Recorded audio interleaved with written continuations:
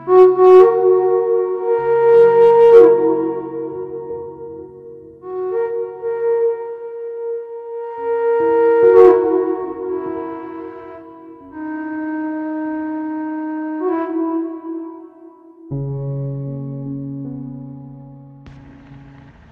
जय श्री राधे।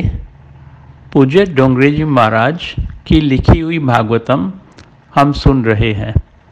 आज से छठा स्कंद आरंभ हो रहा है।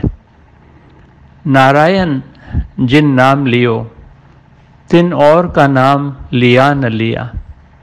अमृत पान किया घाट भीतर, गंगा जल भी पिया न पिया। पांचवें स्कंद में सुखदेव जी ने अलग अलग नरकों के बारे में बताया था। अब राजा परीक्षित पूछ रहे हैं, महाराज मुझे ऐसा मार्ग बताइए जिस पर चलने से मुझे इन नरकों में जाना ही न पड़े। इन नरकों का वर्णन सुनकर मुझे डर लग रहा है। सुखदेव जी वर्णन करते हैं, राजन शास्त्रों में प्रत्येक पाप का प्रायश्चित बताया गया है। पाप का विधि पूर्वक प्रायश्चित किया जाए तो पाप नष्ट हो जाते हैं। प्रायश्चित कर लेने के बाद फिर कभी पाप नहीं करना चाहिए, नहीं तो प्रायश्चित करने का कोई अर्थ ही नहीं है। दुख सहकर ईश्वर का भजन करने से पाप जलते हैं। दुख सहकर ईश्वर का भजन करने से पाप जलते हैं। राजा ने पूछा, प्रायश्चित करने के बाद पाप करने की इच्छा बनी रहती है, उसका क्या उपाय है? पाप करने की वासना रह जाती है, उसका क्या किया जाए? सुखदेव जी कहते हैं, राजन मन पर थोड़ा सा भी विश्वास मत करो। मन बहुत विश्वासघाती है। मन को अंकुश में रखो। मन को कभी एक आध बार भी छुट्टी मिलेगी तो वह फिर से पाप करने को तैयार हो जाएगा। पाप वासना अज्ञान से जागती है और अज्ञान का कारण है हमारा अहंकार।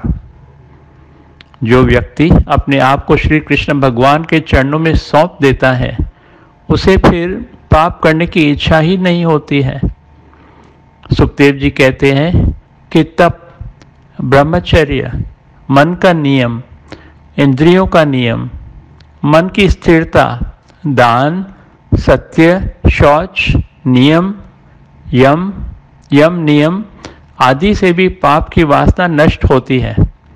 किंतु हे परीक्षित, भगवान को आत्मा समर्पण करने से और भगवत भक्तों की सेवा करने से पापी जनों की ऐसी शुद्धि होती है जो तपश्चर्या द्वारा भी नहीं हो पाती।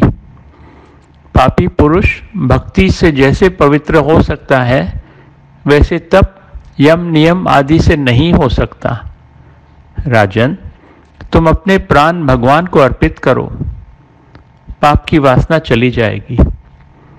भगवान नारायण को जो अपना प्राण अर्पित करता है और जो प्रति श्वास नारायण मंत्र का जप करता है, उसको पाप कभी छूता तक नहीं है। उसकी पाप करने की इच्छा कभी नहीं होती। सुखदेव जी महाराज कहते हैं, परीक्षित से अपने आप को प्रभु के अर्पण करने का मतलब है श्वास श्वास से ईश्वर का नाम जप करना और प्रत्येक कार्य में ईश्वर से संबंध बनाए रखना। ऐसा करेंगे तो पाप नहीं होगा, पाप करने की इच्छा भी नहीं होगी। भगवत गीता में कहा गया है, पहले भगवान का स्मरण करो और फिर सारे संसार के कार्य। ईश्वर आनंद स्वरूप है और दुनिया दुख रूप। ऐसा अनुभव होने के बाद वासना नष्ट हो जाती है। जय जय श्री राधे।